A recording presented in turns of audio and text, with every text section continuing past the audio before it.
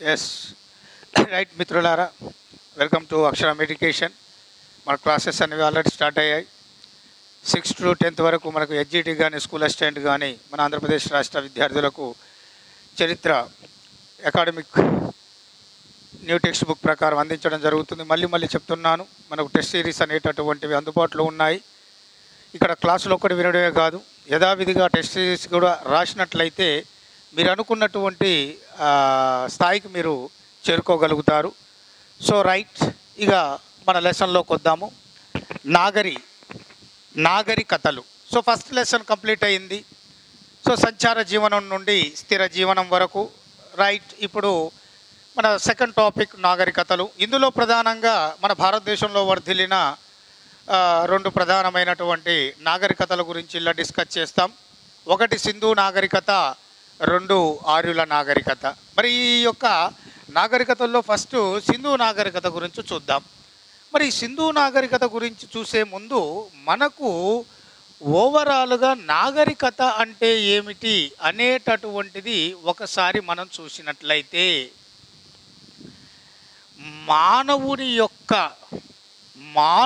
యొక్క సామాజిక పరమైన లేదా మానవునికి సంబంధించిన సాంఘిక పరమైన సాంస్కృతిక పరమైన అంశాలు లేదా కార్యక్రమాలలో సాధించినటువంటి ఒక ఉన్నత స్థితి ఏదైతే ఉంటుందో దానిని మనము నాగరికత అని చెప్పేసి అంటాము. అంటే మానవుని యొక్క పురోగామిని సూచించే ఒక అభివృద్ధి దశనే ఈ యొక్క నాగరికత. మరి అటువంటి ఈ నాగరికతలన్నీ కూడా not only in our India, among the overall world, ప్రపంచపరంగా కూడా మనకు అన్నీ కూడా నది పరివాహక ప్రాంతంలోనే వర్ధిల్లాయి ఈ నాగరికతలు. మెసపటోమియా కావచ్చు, ఈజిప్టు నాగరికత కావచ్చు, మన సింధు నాగరికత, చైనా నాగరికత, గ్రీక్ నాగరికత, పర్షియన్ నాగరికత, రోమన్ నాగరికత, ఇవన్నీ కూడా ప్రపంచంలో గొప్పగా ఆవిర్భవించి వర్ధిల్లినటువంటి నాగరికతలు. మరి ఇటువంటి నాగరికతల్లో మన భారతదేశంలో కూడా ఒక అత్యంత ముఖ్యమైన అతి పెద్దదైన నాగరికత ఆవిర్భవించింది. అదే ఈ సింధు నాగరికత. మరి ఈ సింధు నాగరికత యొక్క గొప్పతనం ఏమిటి? భారతదేశంలో మొట్టమొదటి నాగరికత, అతిపెద్ద నాగరికత మాత్రమే కాదు, ప్రపంచంలోనే విస్తీర్ణ పరంగా అతిపెద్ద నాగరికతగా ప్రాధాన్యత గాంచింది ఈ సింధు నాగరికత. దక్షిణాసియా ఖండంలో ఆవిర్భవించిన తొలి పెద్ద పట్టణ నాగరికత కూడా మన సింధు నాగరికతే.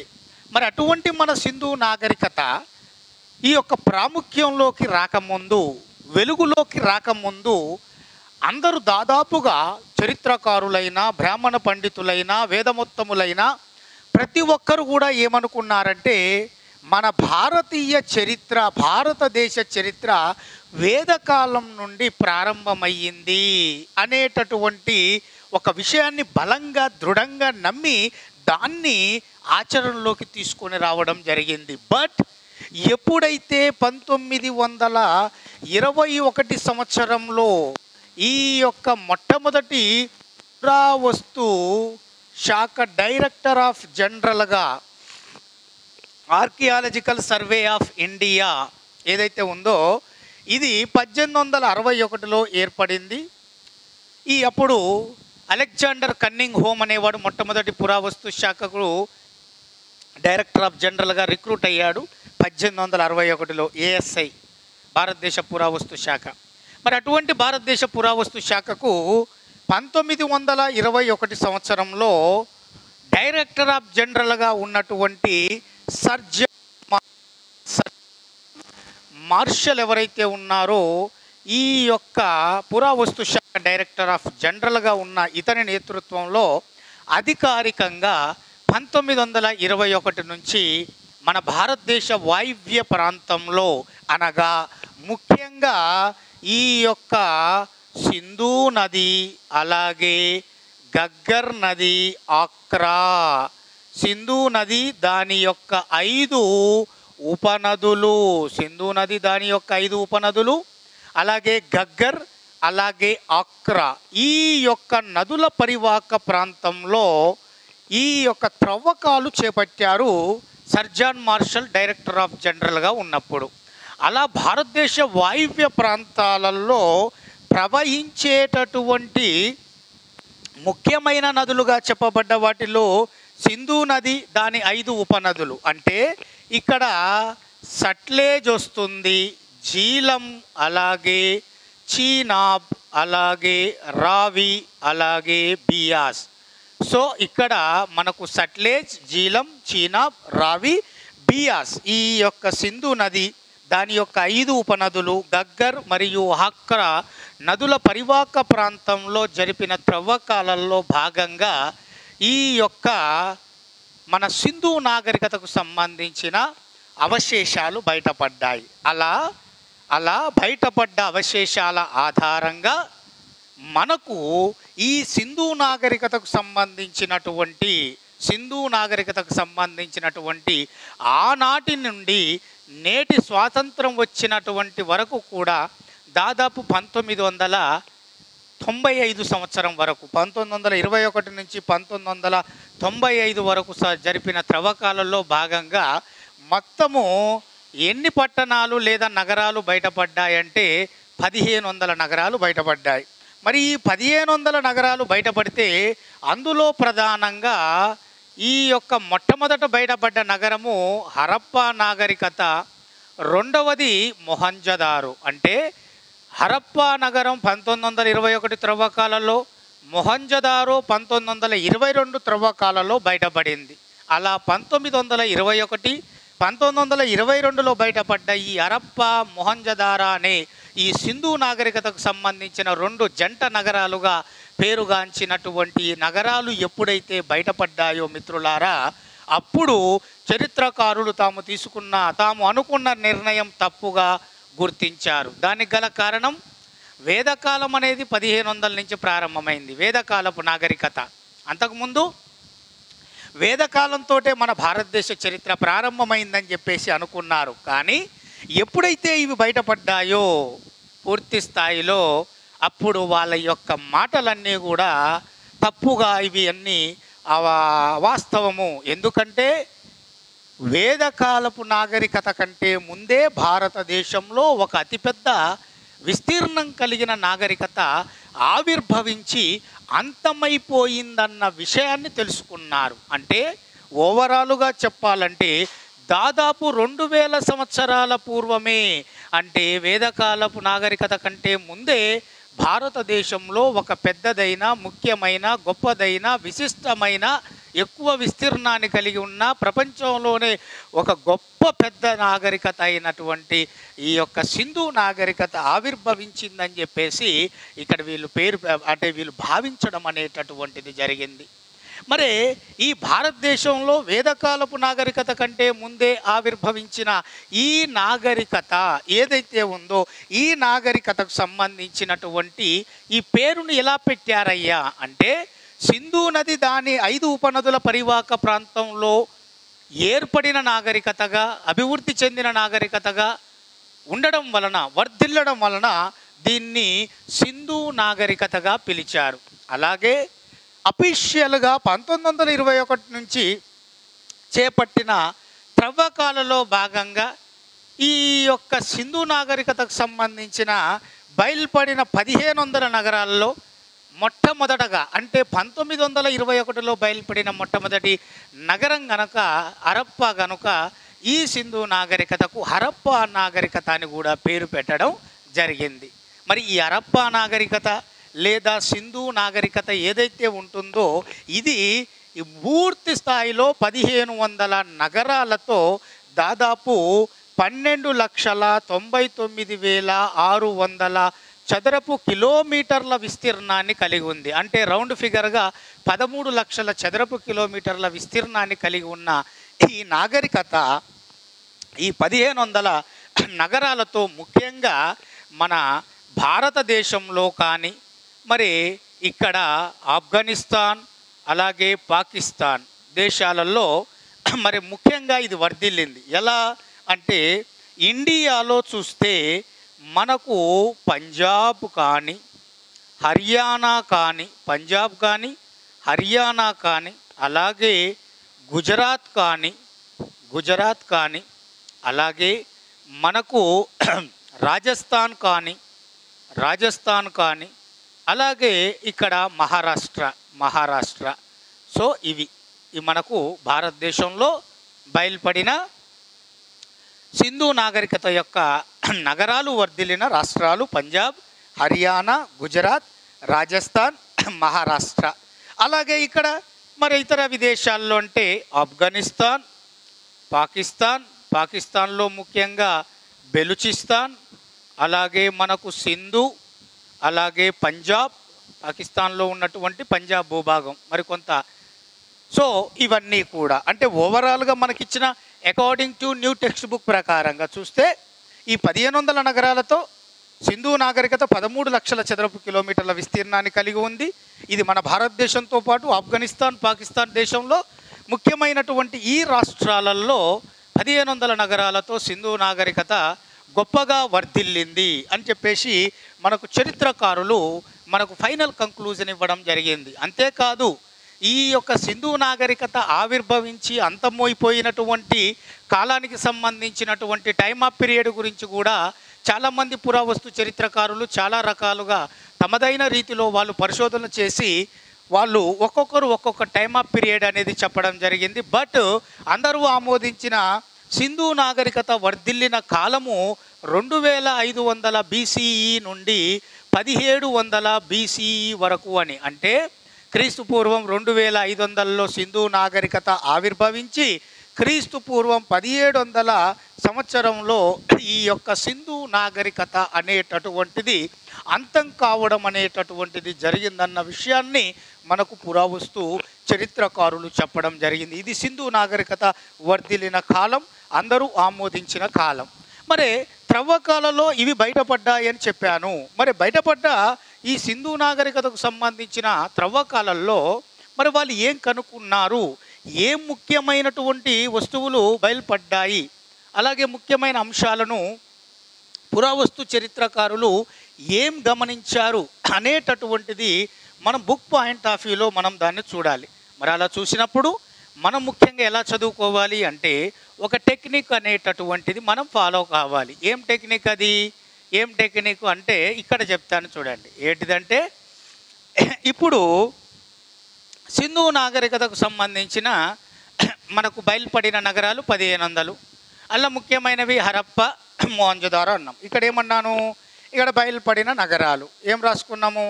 ఇక్కడ హరప్ప, అవునా, 2 మొహంజదారో, ఓకే బాగానే ఉంది. ఇక మూడో దాంట్లో మనకు ఇక్కడ చూడాలంటే కాళీబంగన్, అలాగే 4వది ఇక్కడ లోతాల్. హరప్ప, మొహంజదారో, కాళీబంగన్, లోతాల్ అనేటటువంటివి ఇవి 4 గుర్తుంచుకోవాలి according to our new text book. ఎలా ఇవి ఎక్కడొచ్చాయి, ఎందుకు వచ్చాయని చెప్తాను. ఇందులో మనకు హరప్ప, మొహంజదారో అనేది ఏంటి?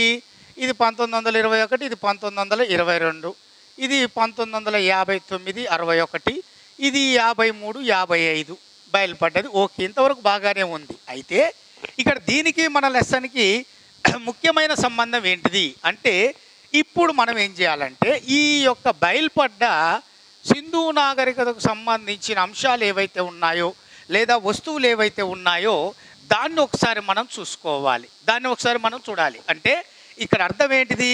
పూర్తి స్థాయిలో ఆ వస్తువులు తెలియాలంటే ఫస్ట్ ఇక్కడ మనకు తెలియాల్సింది ఏమిటి అంటే ఇక్కడ ఒకసారి చూడండి మిత్రులారా, ఇక్కడ గ్రిడ్ సిస్టమ్.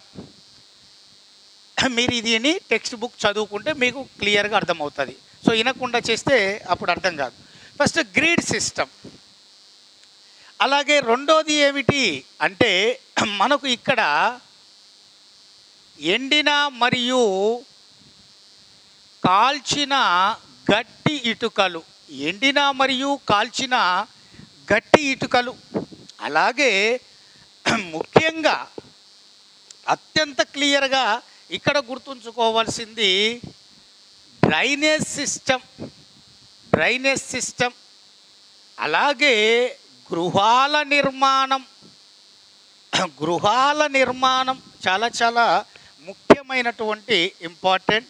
అలాగే మనకు హస్తకళా నైపుణ్యాలు, హస్తకళా నైపుణ్యాలు ఇవి మనము మెయిన్ ఇక్కడ గుర్తుంచుకోవాల్సింది. అలాగే ఇక్కడ లిపికి సంబంధించిన ఆధారాలు, లిపికి సంబంధించిన ఆధారాలు ఇవి మనము ఇక్కడ పూర్తి స్థాయిలో గుర్తుంచుకోవాలి. ఇప్పుడు చెప్తాను ఏమేంటి అన్నాను ఒకసారి చెప్పండి.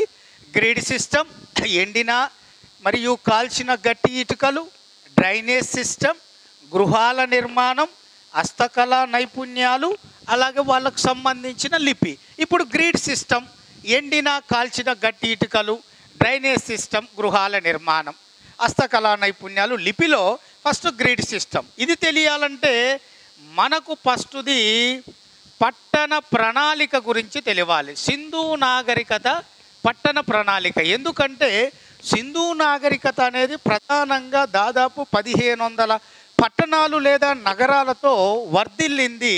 దాదాపు 2500 నుంచి 1700 దాకా మొత్తం 13 లక్షల చదరపు కిలోమీటర్ల విస్తీర్ణాన్ని కలిగి ఉన్నటువంటి అంశం అని చెప్పేసి అన్నాను, అవునా? మరి ఇందులో ప్రధానంగా ఇక్కడ మనం అబ్జర్వ్ చేసినట్లయితే ఈ సింధు నాగరికత పట్టణ ప్రణాళిక ఏ విధంగా ఉందంటే దాదాపు వీళ్ళు ఏకరూపత కలిగిన కొలతలతో, ఒకే విధమైన కొలతలతో దాదాపు వాళ్ళ యొక్క 1500 లేదా పట్టణాలు లేదా నగరాలను ఒకే రకమైనటువంటి రీతిలో నిర్మించుకున్నారు, ఒకే రకమైన కొలతలతో నిర్మించుకున్నారు. దానికి వాళ్ళు ఎండిన ఇటుకలను ఎక్కువగా, కాల్చిన గట్టి ఇటుకలను ఎక్కువగా ఉపయోగించడం జరిగింది. తమ భవన నిర్మాణాలు, పట్టణ లేదా నగర నిర్మాణాలకు ఎక్కువగా వీరు ఉపయోగించడం అనేటటువంటిది జరిగింది. మరి ఇందులో ముఖ్యంగా అత్యంత క్లియర్గా ఈ యొక్క తాము కొత్తగా నిర్మించుకున్న లేదా తమ నాగరికత వర్ధిల్లినటువంటి వాళ్ళ యొక్క పట్టణ ప్రణాళికలో రహదారులు అనేటటువంటివి ఒకసారి మనం చూస్తే విశాలమైన రహదారులు ఉన్నాయి. విశాలమైనటువంటి రహదారులు అనేటటువంటివి ఎక్కువగా ఉండడం అనేటటువంటిది జరిగింది. అంటే ఎలా అంటే ఇది ఒకసారి మీరు చూడండి, ఈ పిక్చర్ ఒకసారి చూడండి. ఇది నార్త్, ఇది సౌత్, ఇది ఈస్ట్, వెస్ట్. అంటే ఉత్తరం నుంచి దక్షిణం, తూర్పు నుంచి పడమర.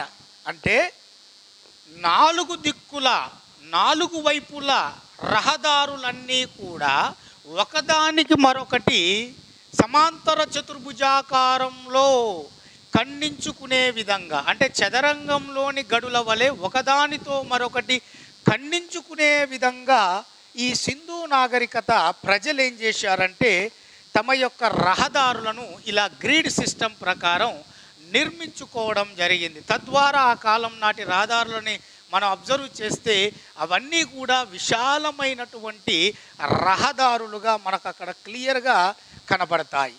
ఈ గ్రిడ్ సిస్టాన్ని ఫాలో కావడం అనేది జరిగింది. అందుకనే ఇంత అద్భుతమైన పట్టణ ప్రణాళికను కలిగి ఉన్న సింధు నాగరికత దాని యొక్క ప్రధాన లక్షణం లేదా ముఖ్యమైన లక్షణం ఏమైందంటే పట్టణ నాగరికత అయింది. సింధు నాగరికత ప్రధాన లక్షణం పట్టణ నాగరికత అయింది. ఇక ఇక్కడ మూడోది మీరు అబ్జర్వ్ చేస్తే డ్రైనేజ్ సిస్టమ్. ఇది ప్రత్యేక లక్షణం అంటాం. సింధు నాగరికత యొక్క ప్రత్యేక లక్షణం డ్రైనేజ్ సిస్టమ్. అంటే భూగర్భ మురుగునీటి పారుదల సౌకర్యం. ప్రపంచంలో ఏ నాగరికతకు లేని ఒక అద్భుతమైనటువంటి ఒక మొట్టమొదటి ఈ యొక్క డ్రైనేజ్ సిస్టాన్ని మన సింధు నాగరికత ప్రజలు ప్రాచుర్యంలోకి తీసుకురావడం అనేటటువంటిది జరిగింది. ఇక్కడ ఈ విషయాన్ని మీరు క్లియర్గా అబ్జర్వ్ చేయాలి. తమ ఇంట్లో ఉన్నటువంటి వ్యర్థ పదార్థాలను, మురుగునీటిని ఈ యొక్క గొట్టపు పైపుల ద్వారా ఈ యొక్క అంటే మురుగునీటి కాలువను ఏర్పాటు చేసి అందులో ఈ యొక్క గొట్టపు పైపుల ద్వారా ఈ యొక్క మురుగునీటిని ఈ యొక్క నదుల వైపుకి అటు కలిసేటట్టుగా వీళ్ళు ఈ యొక్క డ్రైనేజ్ సిస్టాన్ని ఏర్పాటు చేసుకున్నారు.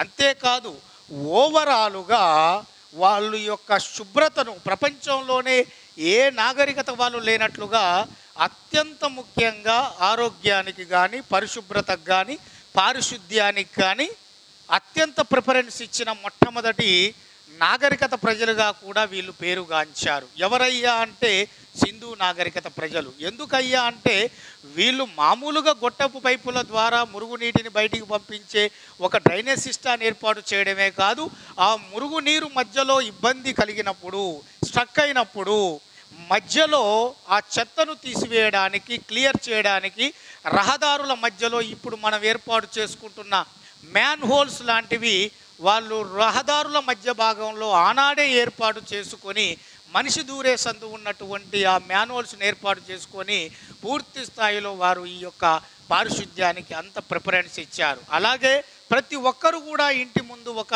చెత్త కుండీని ఏర్పాటు చేసుకొని ఆ చెత్తను అందులో వేసేటటువంటి వారు పూర్తి స్థాయిలో. ఇది మనం ఒక గుర్తుపెట్టుకోవాల్సిన ముఖ్యమైనటువంటి విషయం.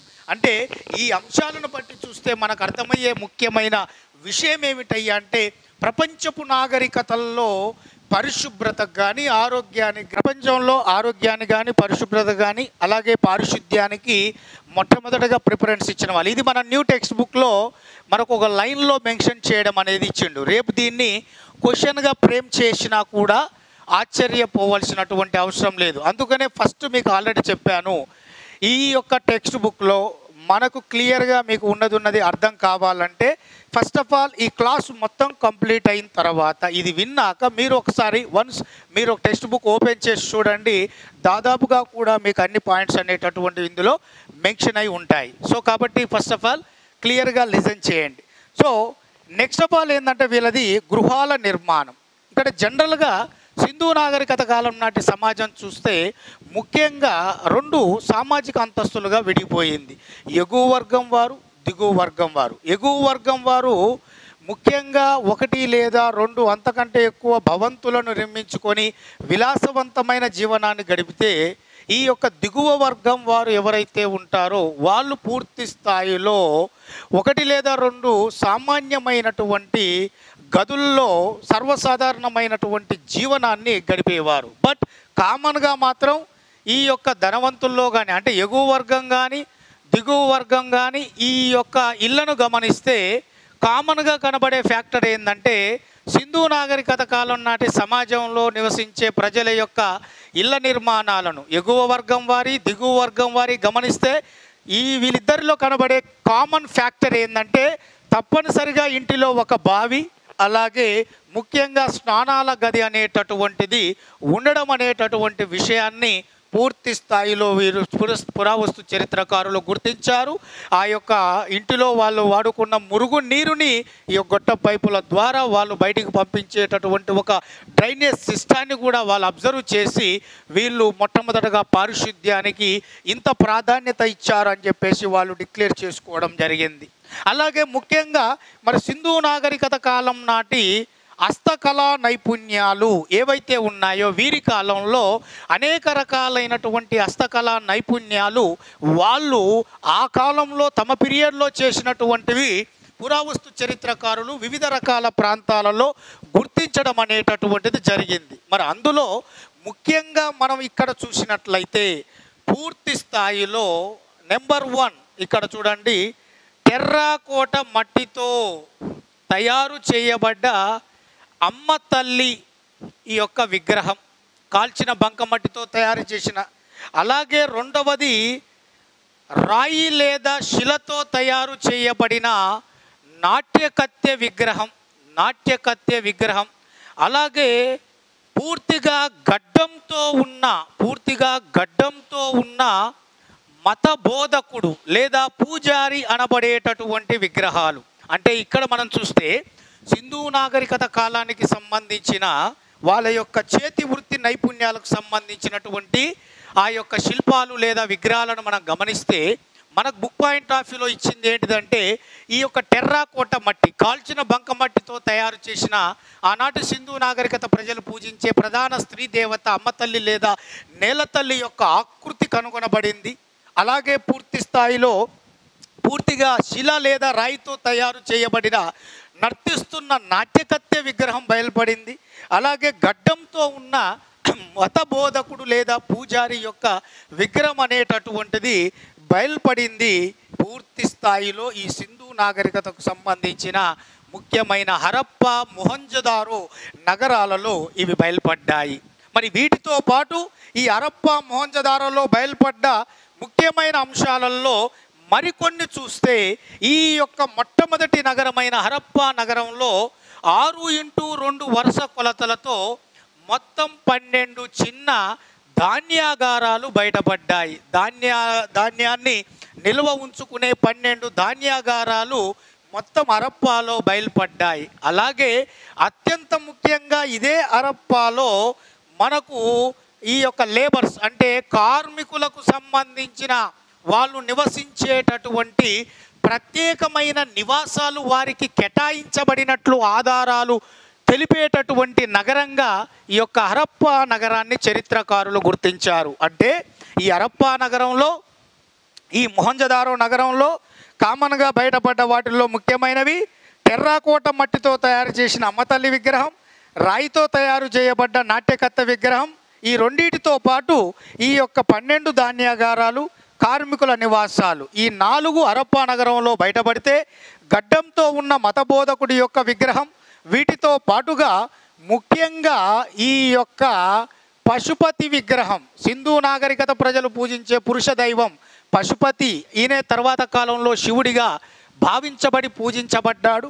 అలాగే అత్యంత ముఖ్యమైనది ఏమిటయ్యా అంటే మహాధాన్యాగారం, పెద్ద ధాన్యాగారం. వీటితో పాటు మన టెక్స్ట్ బుక్లో ఇచ్చిన మహాస్నాన వాటిక అంటే నేటి స్విమ్మింగ్ పూలుతో సమానంగా భావించబడేటటువంటి, నేటి స్విమ్మింగ్ పూలుకు నమూనాగా చెప్పబడేటటువంటి మహాస్నాన వాటికను ఆ రోజుల్లోనే వాళ్ళు నిర్మించుకున్నారు. ఇది మత సమ్మేళనం జరిగేటప్పుడు స్త్రీ పురుషు తేడా లేకుండా దాదాపు ఒకేసారి 1000 నుంచి 1200 మంది సామూహికంగా స్నానాలు చేయడానికి ఏర్పాటు చేసుకున్న సింధు నాగరికత కాలం నాటి ఈ యొక్క నిర్మాణ నైపుణ్యానికి ఉదాహరణగా నిర్మించబడ్డదిగా చెప్తారు ఈ యొక్క మహాస్నాన వాటికను. అంతేకాదు ఈ మహాస్నాన వాటిక పక్కన విశాలమైన గదులను ఏర్పాటు చేశారు.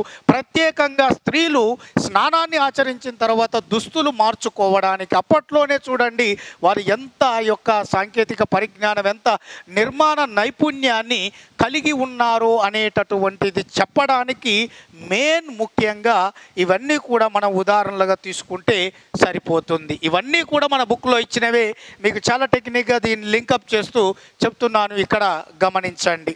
అలాగే మనకి ఇక మిగిలిన దాంట్లో ఇక్కడ కాళీబంగన్ లోతాల్ ఏవైతే ఉన్నాయో, మరి ఈ కాళీబంగన్ లోతాల్లో ఏం బయటపడ్డాయి? According to our new text book అంటే సింధు నాగరికత కాలం నాటి ప్రజలు ఇక్కడ చూడండి, అగ్ని బలులు, జంతు బలులు ఎక్కువగా నిర్వహించేవారని, యజ్ఞవాటికలు నిర్మించి ఈ యొక్క నోరు లేని మూగ జీవాలను జంతు బలులు చేసేవారనేటటువంటి విషయాన్ని పురావస్తు చరిత్రకారులు ముఖ్యంగా ఈ యొక్క కాళీబంగన్, ఈ లోతాల్ అనేటటువంటి 2 నగరాల్లో బయలుపడ్డ ఈ యొక్క యజ్ఞ వాటికల ఆధారంగా గుర్తించారు. అంటే ఈ సింధు నాగరికత కాలం నాటి ప్రజలు ఈ యొక్క అగ్నిబలులు, నోరు లేని మూగజీవాలను, ఈ యొక్క జంతు బలులు అనేటటువంటివి యజ్ఞయాగాదులు చేసేవారని, దానికోసం వాళ్ళు అగ్నిగుండాలు, హోమగుండాలు నిర్వహించేవారు. అటువంటి ఈ యజ్ఞ యాగాలకు సంబంధించిన, జంతు బలులకు సంబంధించిన ఆధారాలు అనగా యజ్ఞవాటికలకు సంబంధించిన ఆధారాలను ఎక్కువగా సింధు నాగరికత ప్రజలు ముఖ్యంగా ఈ కాళీబంగన్, ఈ లోతాల్ అనేటటువంటి 2 నగరాలలో వాళ్ళు జరిపిన త్రవ్వకాలలో భాగంగా గుర్తించడం అనేటటువంటిది జరిగింది. మిత్రులారా, ఈ విషయాన్ని మనం గుర్తుంచుకోవాలి according to our new text book. And also ఇక్కడ మనం గుర్తుంచుకోవాల్సిన ఈ యొక్క 4వది లోతాలకు ఒక ప్రత్యేకమైనటువంటి గుర్తింపు అనేది త్రవ్వకాలలో రావడం జరిగింది. ఏమిటయ్యా అంటే ఈ యొక్క లోతాల్ వద్ద జరిపిన త్రవ్వకాలలో భాగంగా ఇది ముఖ్యంగా సింధు నాగరికత కాలం నాటి ఒక రేవు పట్టణంగా ప్రసిద్ధి చెందింది, ఒక నౌకాశ్రయంగా ప్రసిద్ధి చెందింది అనేటటువంటి విషయాన్ని చరిత్రకారులు పురావస్తు శాస్త్రవేత్తలు గుర్తించడం జరిగింది. అంటే సింధు నాగరికత కాలం నాటి ముఖ్యంగా ఆనాటి ప్రజలు తాము చేసేటటువంటి వర్తక వ్యాపారంలో భాగంగా వాళ్ళు ప్రధానంగా ముఖ్యంగా మెసపటోమియా, ఈజిప్టు, ఇరాన్ వంటి, ఆఫ్ఘనిస్తాన్ వంటి విదేశాలతో ఈ యొక్క సముద్రం మీద పడవల సహకారంతో వాళ్ళు చేసే విదేశీ వ్యాపార సంబంధాలు కొనసాగించేటటువంటి ఏవైతే ఉన్నాయో వాటన్నిటినీ ఈ యొక్క లోతాల్ అనేటటువంటి రేవు పట్టణం ద్వారానే వాళ్ళు జరిపేవారనేటటువంటి విషయాన్ని చరిత్రకారులు అక్కడ జరిపినటువంటి త్రవ్వకాలలో భాగంగా బయలుపడిన శిథిల అవశేషాల ఆధారంగా తెలుసుకోగలిగారు మిత్రులారా. తద్వారా వాళ్ళు చెప్పింది మనకేంటిది, ఏమిచ్చారు ఫైనల్ కంక్లూజన్ అంటే సింధు నాగరికత కాలం నాటి ముఖ్యమైనటువంటి రేవు పట్టణంగా, నౌకాశ్రయంగా ఏది ప్రసిద్ధిగాంచిందయ్యా అంటే ఈ యొక్క లోతాల్ అనేటటువంటి విషయంగా మనకు చెప్పడం జరిగింది మిత్రులారా. ఇది మనకు ముఖ్యంగా లింకప్లో చదువుకున్నప్పుడు నేను చెప్పినటువంటి ఈ అంశాలు కూడా పూర్తిగా మీకు రావాలి. ఓకేనా? ఇక మనకు లాస్ట్గా ఇక్కడ లిపి అనేటటువంటిది, మరి సింధు నాగరికత కాలంలో ప్రజలు ఏ భాషను మాట్లాడారు, వాళ్ళు ఏ లిపిని ఉపయోగించుకున్నారు అనేటటువంటిది కూడా మనకిచ్చారు టెక్స్ట్ బుక్లో. కానీ దానికి సంబంధించిన లిపి పేరు ఇవ్వలే. ఏమని ఇచ్చారు? సింధు నాగరికత సంబంధించిన త్రవ్వకాలలో భాగంగా చరిత్రకారులు వాళ్ళకు సంబంధించిన లిపిని కనుగొన్నారు. వాళ్ళకంటూ ఒక సొంతమైనటువంటి లిపిని వాళ్ళు వాడుకున్నారు, ప్రాచుర్యంలోకి తెచ్చారు. బట్ మరి అది ఏ లిపి, పూర్తి స్థాయిలో దాని మీద ఏముంది అంటే ఆ లిపిలో వాళ్ళు పొందుపరుచుకున్న అంశాలు ఏమిటి, అందులో దాన్ని బట్టి సింధు నాగరికత వాస్తవమైన సమాచారాన్ని తెలుసుకోవడానికి ప్రయత్నం చేశారు. దాదాపు 375 నుంచి 410 వరకు సంకేతాలు, గుర్తులను కనుక్కున్నారు. అన్నీ కూడా అవి చిత్రాల రూపంలో, బొమ్మల రూపంలో ఉన్నాయి. But there is no use of that symbols or signs or pictures. దానివల్ల ఎటువంటి ఉపయోగం లేదు. ఎందుకంటే వాళ్ళ యొక్క లిపి అంతా కూడా చిత్రాలు లేదా బొమ్మల రూపంలో కూడుకున్న లిపిగా వాళ్ళు గుర్తించారు. అంటే వాళ్ళది పిక్టోగ్రఫీ, అంటే చిత్రలిపి లేదా బొమ్మల లిపి అని చెప్పేసి వాళ్ళు దీనికి పేరు పెట్టడం జరిగింది. అంటే సింధు నాగరికత కాలం నాటి ప్రజల ముఖ్యమైన లిపి, వాళ్ళ సొంతమైన లిపి చిత్రలిపి లేదా బొమ్మల లిపి. అది చూడడానికే తప్ప చదివి అర్థం చేసుకోవడానికి ఉపయోగపడని లిపి.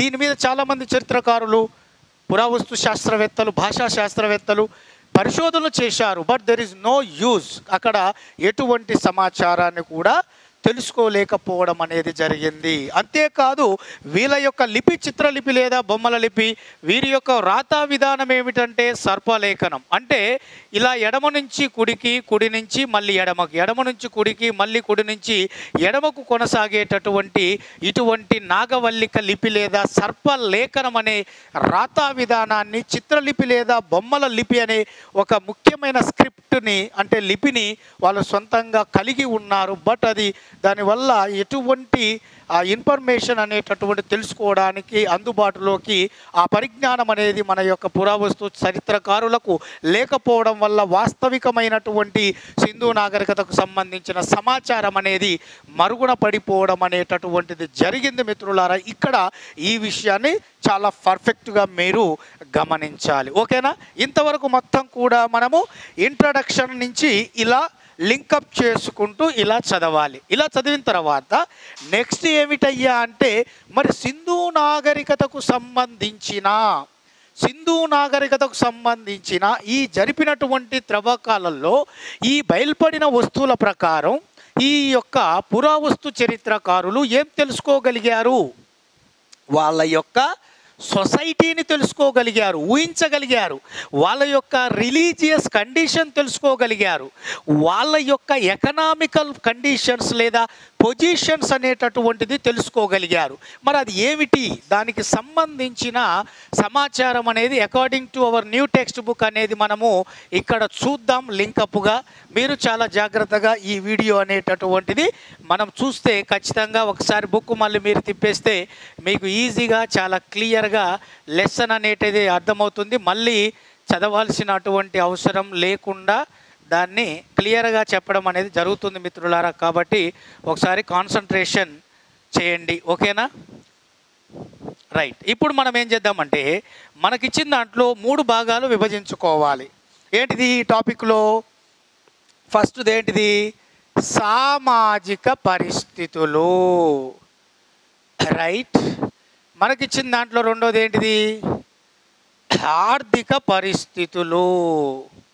రైట్. మనకి ఇచ్చిన తర్వాత మూడోది ఏంటిది ఇక్కడ మనం చదువుకోవాల్సిందంటే మత పరిస్థితులు. ఇది మనం ఇక్కడ నేర్చుకోవాల్సినటువంటిది మెయిన్. ఇక మన సామాజిక ఆర్థిక మత పరిస్థితుల్లో ఫస్ట్ సొసైటీ. ఇక్కడ మెయిన్ ముఖ్యమైనది ఏంటంటే స్త్రీకి ప్రాధాన్యత ఉంది. అంటే ఇక్కడ స్త్రీకి ప్రాధాన్యత అంటే సింధు నాగరికత కాలం నాటి ప్రజలు అనేటటువంటి వారు స్త్రీకి అత్యంత ప్రాధాన్యత ఇవ్వడం జరిగింది. అంటే మాతృస్వామిక వ్యవస్థను అనుసరించారు. సమాజంలో మరియు కుటుంబంలో స్త్రీకి ప్రాధాన్యత ఇవ్వబడ్డది. సమాజంలో స్త్రీకి పురుషుని కంటే ఎక్కువ ప్రాధాన్యత, కుటుంబంలో తండ్రి కంటే తల్లికి ఎక్కువ ప్రాధాన్యత, అధికారాలు ఇవ్వబడినటువంటి సొసైటీ కలిగినటువంటి సివిలైజేషనే ఈ సింధు నాగరికత. అంతేకాదు ఈ కాలం నాటి నాగరికతకు సంబంధించిన సమాజంలో నివసించేటటువంటి అధిక ప్రాధాన్యత పొందిన ఈ యొక్క స్త్రీ ఎవరైతే ఉంటుందో ఈ పూర్తిగా వీళ్ళు ముఖ్యంగా అలంకరణకు ఎక్కువగా ప్రాధాన్యత ఇచ్చేవారట. అలంకరణకు ఎక్కువగా ప్రాధాన్యత ఇచ్చేవారు. అంటే సింధు నాగరికత కాలం నాటి ప్రజలు సర్వసాధారణంగా అలంకార ప్రియులు, వినోద ప్రియులు, శాంతి ప్రియులు. ఎస్పెషల్లీ ఇందులో అలంకార ప్రియత్వానికి ఎక్కువగా ప్రాధాన్యత ఇచ్చింది ఎవరంటే especially the women who lives in that Indus valley civilization society. అంటే సింధు నాగరికత కాలం నాటి సమాజంలో నివసించే స్త్రీ ఎవరైతే ఉంటున్నారో వాళ్ళు ఈ అలంకార ప్రియత్వానికి అంటే తమ యొక్క శరీర వస్త్రధారణ, వేషధారణకు ఎక్కువగా ప్రాధాన్యత ఇవ్వడం అనేది జరిగింది. అంతేకాదు ఈ యొక్క మజుందార్ లాంటి మహా చరిత్రకారుడు ఒక మాట అంటాడు. ఏమంటాడంటే అలంకరణ ప్రియత్వం విషయంలో నేటి సమాజంలోని స్త్రీకి ఏమాత్రం తీసిపోనటువంటి స్త్రీ ఎవరైతే ఉన్నారో వాళ్ళే ఆ సింధు నాగరికత కాలం నాటి సమాజంలోని స్త్రీ. అంటే వాళ్ళ వస్త్రధారణ, వేషధారణకు ఎక్కువగా అంత ప్రాధాన్యత ఇచ్చారు. అందులో ముఖ్యంగా సర్వసాధారణంగా ఉన్ని నూలు వస్త్రాలు ధరించేవారు స్త్రీ పురుషులు. ప్రత్యేకమైన సందర్భాల్లో పత్తితో తయారు చేసిన అంటే కాటన్ వస్త్రాలు ధరించేటటువంటి వాళ్ళు. అవునా? మరి ఎస్పెషల్లీ వాళ్ళ యొక్క వస్త్రధారణ ఒకే విధంగా ఉంటే వేషధారణ ఏ విధంగా ఉండేది అంటే ముఖ్యంగా వారు అలంకారానికి ఎక్కువగా ప్రయత్నం ఇచ్చారు. అంటే not only in dress way of dressing, not only in way of dressing style but also they preparation on that. Especially వాళ్ళు ఏమంటారు అంటే ఒక అలంకరణ, ఒక డిజైన్కి ఎక్కువ ప్రాధాన్యత ఇచ్చారు. అందులో భాగంగా ఏం చేశారు? వివిధ రకాలైనటువంటి లోహాలను ఉపయోగించారు. ఆ లోహాలతో తయారు చేసుకున్న ఆభరణాలను ఉపయోగించుకోవడం అనేటటువంటిది జరిగింది. మరి అందులో భాగంగా వాళ్ళు బంగారం ఉపయోగించారు, వెండి ఉపయోగించారు, రాగి ఉపయోగించారు, తగరం ఉపయోగించారు, మిశ్రమ లోహమైన కంచు లేదా కాంస్యాన్ని ఉపయోగించారు. వీటితో పాటుగా ముఖ్యంగా వాళ్ళు ఏం చేశారయ్యా అంటే చేతికి ఉంగరాలు అంటే రింగులు, అలాగే చెవికి రింగులు, ఈరోజు పెట్టుకుంటున్న దిద్దులు లాంటివి, అలాగే మనకు అత్యంత ముఖ్యమైనటువంటి మోచేతికి ఆభరణాలు ధరించడం, కంఠాభరణాలు ధరించడం, మోచేతికి ఆభరణాలు, కంఠాభరణాలు ధరించడం, చేతికి ఉంగరాలు, చెవికి ఉంగరాలు, మోచేతి ఆభరణాలు, కంఠాభరణాలు, అలాగే మనకు ముక్కు పుడక ఈరోజు ధరిస్తుకుంటున్న మన స్త్రీలు ఏవైతే ఉన్నాయో ఇవన్నీ కూడా 2000 సంవత్సరాల క్రితం నాటి సింధు నాగరికత కాలం నాటి సమాజంలో నివసించే స్త్రీ ఇవన్నీ కూడా ఉపయోగించింది. ఇవన్నీ కూడా తమ యొక్క వేషధారణలో భాగం. సింధు నాగరికత కాలం నాటి సమాజంలోని స్త్రీ నేటి సమాజంలోని స్త్రీకి ఏమాత్రం అలంకరణ ప్రయత్నంలో విషయంలో తీసిపోదు అనేటటువంటి మాట చెప్పాడంటే ఇదొక్క మాటను మనం గుర్తుంచుకోవాలి మిత్రులారా. అలాగే మరి ఈ సింధు నాగరికత కాలం నాటి ప్రజలు ముఖ్యంగా మనం ఏమన్నాము, అలంకార ప్రియులు అన్నాం. తర్వాత ఏమన్నాము, వినోద ప్రియులు అన్నాము. మరి వినోద ప్రియులు అంటే ఎంటర్టైన్మెంట్స్. మరి వీళ్ళ ఎంటర్టైన్మెంట్స్ ఏంటిది అంటే నాట్యం ఉంది, సంగీతం ఉంది, అలాగే మనకు చదరంగం ఉంది, అలాగే మనకు పాచికలు ఉన్నాయి, అలాగే మనకు ఎడ్ల పందెములు ఉన్నాయి. అంటే ఒకసారి ఇక్కడ మనం గమనిస్తే నాట్యం, సంగీతం, చదరంగం, పాచికలాట, ఎడ్ల పందెములు, అలాగే గోళీలు అనేటటువంటివి కూడా ఇక్కడ మెన్షన్ చేశాడు, గోళీలాట. సో ఇవన్నీ కూడా మన టెక్స్ట్ బుక్లో ఇచ్చిన వినోదాలు. మరి సింధు నాగరికత కాలం నాటి ప్రజలు వినోద ప్రియులు. వాళ్ళ వినోదాల్లో నాట్యం, సంగీతం, చదరంగం, పాచికలు, ఎడ్ల పందాలు, గోళీలు ఇవన్నీ కూడా వినోదాలే. కానీ బుక్ పాయింట్ ఆఫ్ వ్యూలో ప్రధాన వినోదం అంటే మాత్రం ఎడ్ల పందాలు అని చెప్పాలి. ఎందుకంటే జనరల్గా మనం ఎస్ఐ కానిస్టేబుల్ గ్రూప్ 1 గ్రూప్ 2లో సింధు నాగరికత కాలం నాటి ప్రధాన వినోదం అంటే చెస్, చదరంగం ఆట అని చెప్తాము. కానీ మనకు based on hour new text book, only text book according to hour Telugu new social text book ప్రకారంగా చూస్తే ఇవన్నీ వినోదాలు అనాలి. అందులో ముఖ్యంగా ఎడ్ల పందాలు అనేటటువంటివి ప్రధాన వినోదం అన్నప్పుడు ఎడ్ల పందెములు అని చెప్పేసి ఇక్కడ పెట్టాలి. ఇక్కడ చాలా చాలా క్లియర్గా మీరు ఇక్కడ గుర్తుంచుకోవాల్సిన అత్యంత ముఖ్యమైనటువంటి సమాచారం మిత్రులారా. ఇది మాత్రం మర్చిపోద్దు, డోంట్ ఫర్గెట్ దిస్ థింగ్. మన బుక్ ప్రకారం వెళ్ళాలి. మరి నెక్స్ట్ ఇక్కడ ఆర్థిక పరిస్థితులు అన్నాడు. మరి ఆర్థిక పరిస్థితుల్లో ముఖ్యంగా ఏంటిది అంటే వీళ్ళ కాలం నాటి ప్రధాన వృత్తి. మరి సింధు నాగరికత కాలం నాటి ప్రజల యొక్క ప్రధాన వృత్తి ఏమిటంటే వ్యవసాయం. మరి వ్యవసాయంలో భాగంగా వీరు పండించింది ఏమిటయ్యా అంటే ఇక్కడ మనకు గోధుమలు, బార్లీ, అలాగే మనకు పత్తి పంట, అలాగే మనకు వరి, గోధుమలు, బార్లీ, పత్తి, వరి, అలాగే మనకు శనగలు, అలాగే మనకు ఆముదాలు, బఠానీలు, అలాగే మనకు కాయధాన్యాలు. సో ఇవన్నీ కూడా ఉన్నాయి. సో సింధు నాగరికత కాలం నాటి ప్రజల యొక్క ప్రధాన వృత్తి ఏంటంటే వ్యవసాయం. మరి ఇందులో వాళ్ళు భాగంగా ఖరీఫ్, రబీ, వానాకాలం, వేసంగి 2 కాలంలో వీళ్ళు వరద నీరు కట్టుకట్ట కట్టి వీరు ముఖ్యంగా కాలువల ద్వారా వీరు వ్యవసాయం చేశారు. మరి అందులో భాగంగా వీళ్ళు పండించిన ఆహారేతర పంటల్లో గోధుమలు ఉన్నాయి, బార్లీ ఉంది, పత్తి ఉంది, వరి ఉంది, శనగలు, ఆముదాలు, బఠానీలు, కాయధాన్యాలు, పండ్లు, వివిధ రకాల కూరగాయలు, సుగంధ ద్రవ్యాలు వగైరా వగైరా వగైరా ఇవన్నీ కూడా పండించారు. గమ్మత్తైన విషయం ఏంటంటే ప్రపంచంలోనే మొట్టమొదటిసారిగా పత్తి పంటను పండించి ప్రపంచ నాగరికతలకు పరిచయం చేసిన ఘనత సింధు నాగరికత కాలం నాటి ప్రజలది. సో ప్రపంచంలోనే మొట్టమొదటిసారిగా పత్తి పంటను పండించిన వాళ్ళు ఎవరు, ఇది కూడా మన బుక్లో ఇచ్చారు. ఎవరయ్యా అంటే సింధు నాగరికత కాలం నాటి ప్రజలు అనేటటువంటి విషయాన్ని ఇక్కడ మనం గుర్తుంచుకోవాలి. వీళ్ళు పండించిన ముఖ్యమైనటువంటి పంటలు ఇవి అని ముఖ్యంగా గుర్తుంచుకోవాలి. వీళ్ళు పండించిన పంటల్ని ముఖ్యంగా ఎద్దులు గాడిదల సహకారంతో ఈ యొక్క వారి కాలం నాటి ఎడ్ల బండి మనకు టెక్స్ట్ బుక్లో ఇచ్చాడు.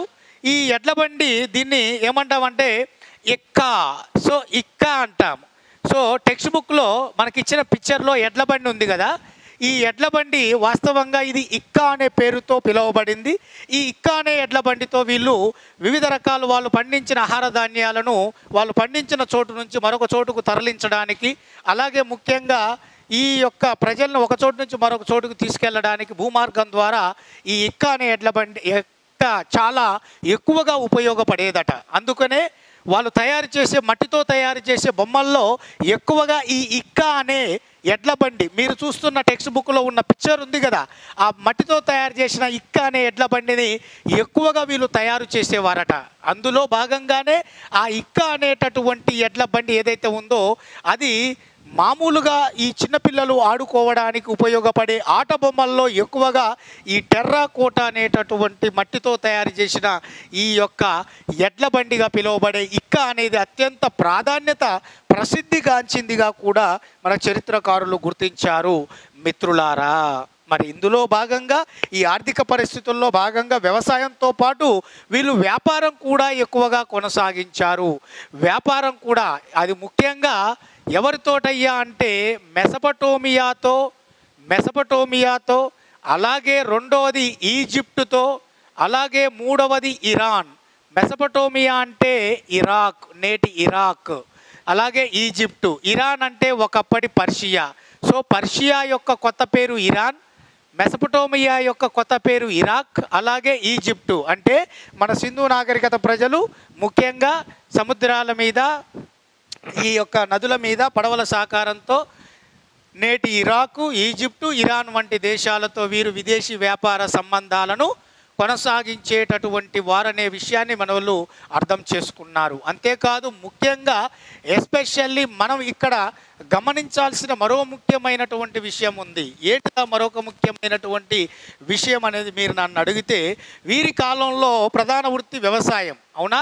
కానీ వ్యాపార పరంగా ఈ యొక్క ముఖ్యంగా పరిశ్రమలు స్థాపించే పరంగా పత్తి పంటను పండించి దాని నుంచి దారాన్ని తీసి వస్త్రాలను వేయడం, నూలు వడకడం ఏదైతే ఉందో నూలు వడకడం, వడికినటువంటి వాటితో వస్త్రాలను తయారు చేయడం అనేవి కూడా ప్రధానమైనటువంటి వృత్తులుగా పరిగణించబడ్డాయి వ్యాపార పరంగా సింధు నాగరికత కాలంలో.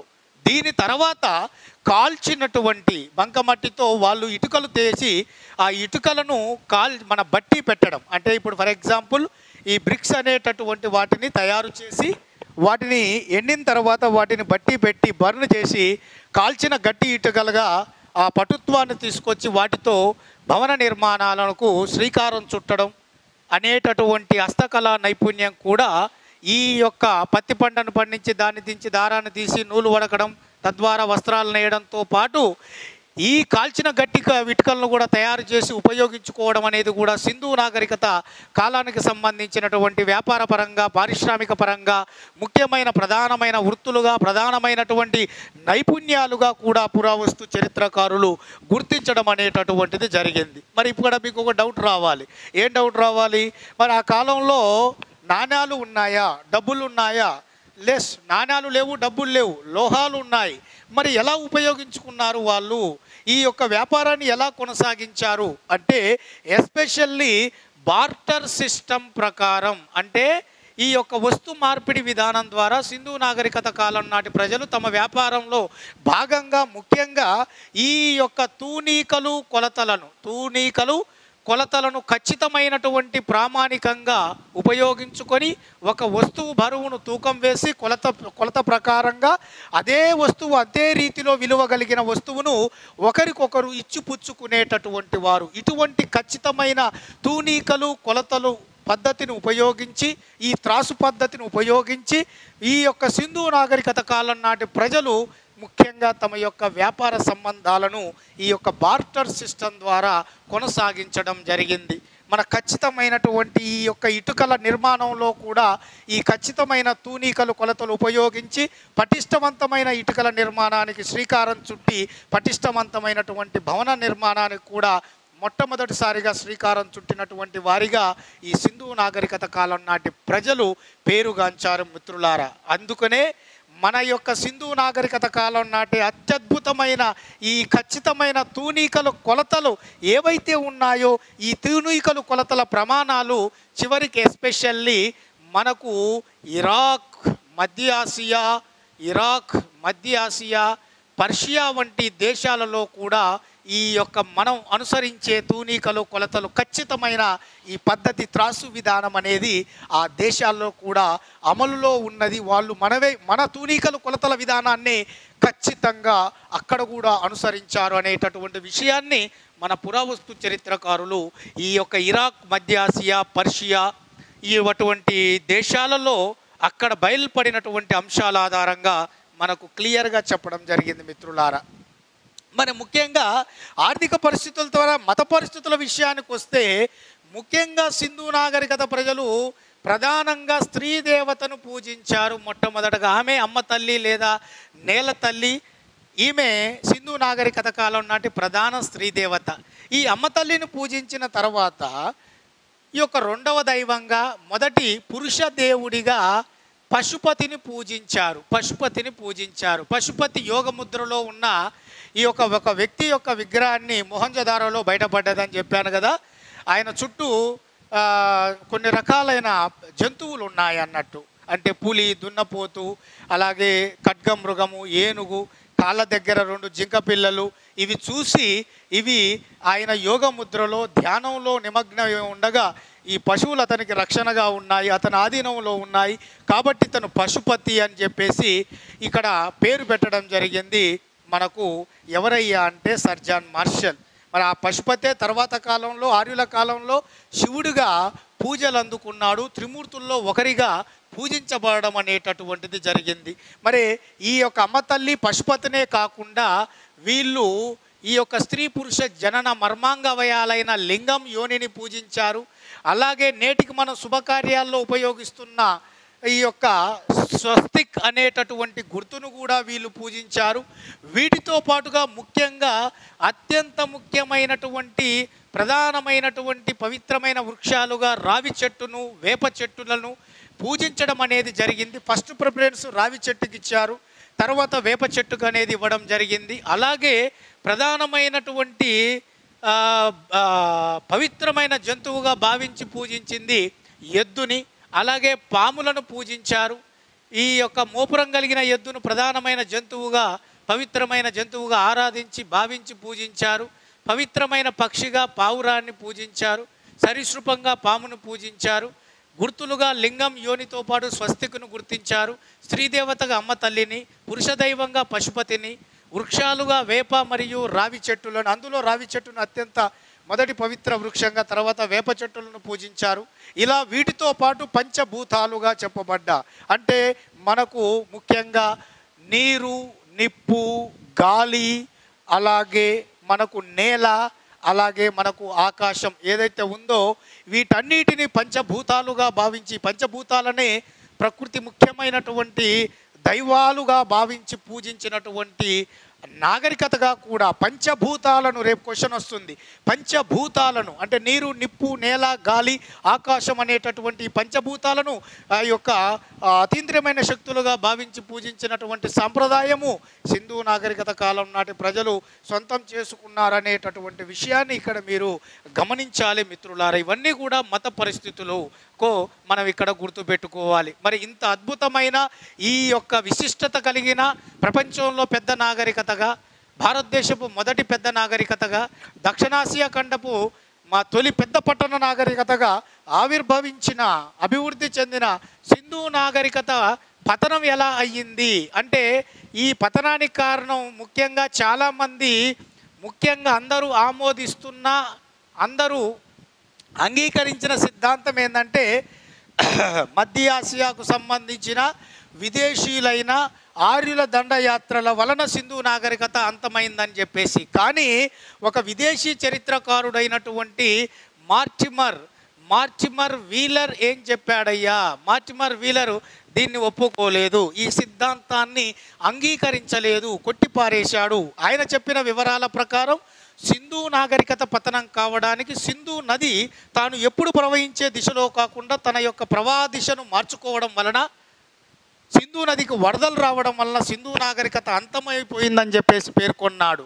బట్ మరికొంతమంది ఏమన్నారు, ఈ యొక్క సింధు నది దాని 5 ఉపనదుల్లో ఉన్న నీరు ఇంకిపోవడం వలన, ఎండిపోవడం వలన అక్కడ ఉన్నటువంటి ప్రజలు మొత్తం కూడా జీవనం కొనసాగించలేక వలసగా వేరే ప్రాంతానికి వెళ్ళిపోవడం వలన సింధు నాగరికత అంతమైపోయిందని మరికొంతమంది చరిత్రకారులు చెప్పడం అనేటటువంటిది జరిగింది. అంటే పూర్తి స్థాయిలో ఏ ఒక్క చరిత్రకారుడైనా ఇంతవరకు సింధు నాగరికత అనేది పక్కా ఈ కారణం వల్ల అంతమైందని ఎవరూ చెప్పలే. రకరకాల వాదనలు ఇంకా వస్తూనే ఉన్నాయి. వాళ్ళ యొక్క హైపోథీసిస్ ప్రకారం, వాళ్ళకు దొరికిన శిథిల అవశేషాల ప్రకారం వాళ్ళు ఊహా పరికల్పన గావించి చెబుతున్న నిజాలే. కానీ అంగీకరించే విషయం ఏంటంటే, మనకు తెలుస్తున్న ప్రకారం విదేశీయులైన ఆర్యులు భారతదేశంపై దండెత్తి సింధు నాగరికత ప్రజలను ఓడించి వాళ్ళ పట్టణ నాగరికతను అంతం చేసి వాళ్ళ యొక్క గ్రామీణ నాగరికతను మన భారతదేశంలో ఏర్పాటు చేశారు అనేటటువంటి విషయమే ఈ యొక్క దాదాపు అందరూ అంగీకరిస్తున్నారు. ఇక రెండో విషయం ఏందయ్యా అంటే సింధు నది తన ప్రవాహ దిశను మార్చుకోవడం వలన వరదలు వచ్చి సింధు నాగరికత అంతమైపోయిందనే విషయం. ఇవే మెయిన్ ఎక్కువగా నమ్ముతున్నారు. ఇంకా చాలా కారణాలు ఉన్నాయి, మన బుక్లో ఇవ్వలే. కానీ మీకు జనరల్గా చెప్పాలంటే ప్రకృతి వైపరీత్యాలని ఒకడంటాడు, భూకంపాలని ఒకడంటాడు, పిడుగుబాటు అని చెప్పేసి ఒకడంటాడు, అంతర్గత క్షీణత వల్ల నాగరికత అంతమైపోయిందంటాడు, లేదా గగ్గర్ హాక్రా ఈ నదులు ఎండిపోవడం వల్ల సింధు నాగరికత అంతమైపోయిందంటాడు, ఒకడు వరదల వల్ల అంతమైపోయిందని చెప్పేసి అంటాడు, ఒకడు పర్యావరణ మార్పుల వల్ల సింధు నాగరికత అంతమైపోయిందని చెప్పేసి ఒకడంటాడు, ఒకడు వాతావరణంలో సంభవించిన పెను మార్పులే అత్యధిక ఉష్ణోగ్రతలు సంభవించడం వల్ల అతివృష్టి అనావృష్టులు ఇలాంటి ఏర్పడడం వల్ల సింధు నాగరికత అంతమైంది అంటాడు. కానీ ఇవేవి కూడా మనకు టెక్స్ట్ బుక్లో ఇవ్వలే. ఇవన్నీ కూడా ఒక్కొక్క వాదన. బట్ మనకు according to new text book ప్రకారమే కాబట్టి డిఎస్సి జరిగేది. మనం గుర్తుంచుకోవాల్సింది ఇది, ఆర్యుల దండయాత్ర వలన సింధు నాగరికత అంతమైపోయిందని నేటికి అందరూ నమ్మే సిద్ధాంతం. బట్ మార్టిమర్ వీలర్ దీన్ని వ్యతిరేకించాడు. ఏం చెప్పాడు? సింధు నది ప్రవాహ దిశను మార్చుకోవడం వల్ల వరదలు వచ్చి సింధు నాగరికత అంతమైపోయింది అన్నాడు. ఇంకొకటి ఏం చెప్పాడు? సింధు నది దాని 5 ఉపనదుల్లో నీరు ఇంకిపోవడం వల్ల ఇక్కడి నుంచి ప్రజలు ఖాళీ చేసి వేరే చోటుకు వెళ్ళిపోవడం వల్ల ఈ నాగరికత మరుగున పడిపోయింది అనేటటువంటి విషయం. ఇది మిత్రులారా మనం డిఎస్సి పర్పస్లో special according to our new text book ప్రకారం ఈ యొక్క సివిలైజేషన్స్ అంటే నాగరికతల్లో ఫస్ట్ ఆఫ్ ఆల్ మన యొక్క సింధు నాగరికతకు సంబంధించిన సమాచారం అంటే ఇది మీరు పూర్తిగా నేర్చుకోవాలి. ఇది మన బుక్ ఓరియంటెడ్గా మీకు అన్నీ దాదాపు అందించాను. ఈ క్లాస్ విన్నాక అప్పుడు టెక్స్ట్ బుక్ ఓపెన్ చేసి అప్పుడు మీరు ఒకసారి చూసుకోండి, మీకు క్లారిటీ అనేటటువంటిది వస్తుంది. Right, thank you.